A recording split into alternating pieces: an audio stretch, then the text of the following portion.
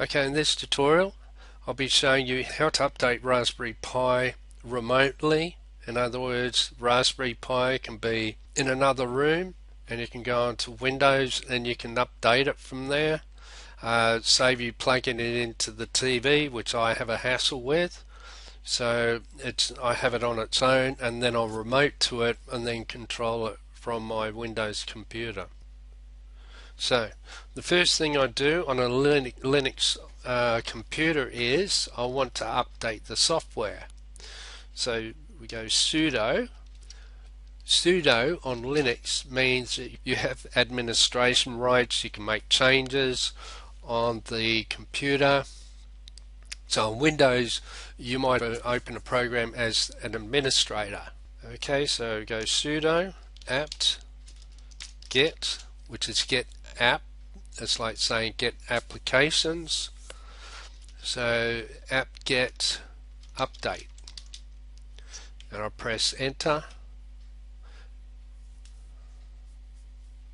and so it's going through a process where it's gathering all the information of software that is available and checking to see if there are newer versions of the software, and if there is, then we'll update it. It's reading the package list now, and it's done. Now I'll hit the up arrow key, and so I don't have to type it, it'll just fill it in for me. Now we want to upgrade.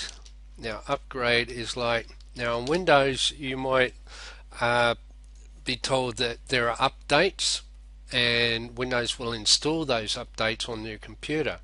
In the case of a Linux operating system, you do an update. In other words, you're updating all the information relating to the software that is available and what is installed on your Linux computer. And now you want to upgrade. In other words, you want to get all the latest updates on those programs that are installed. Okay, so press enter for upgrade. And yes, there is quite a lot that needs to be upgraded. Okay, so I just go type the letter Y for yes, press enter, and now it will go through the process of upgrading all the software that is available on for Raspberry Pi. Okay, so you've learned how to update and upgrade Raspberry Pi, doing it remotely from a Windows computer, and the Raspberry Pi can be in another room or another side of the world. Okay, so that's it for the tutorial. If you have any comments or questions, please leave them below the video on YouTube, and I'll get back to you as soon as possible. I hope you enjoyed the tutorial. There's more to come, so in the meantime, goodbye.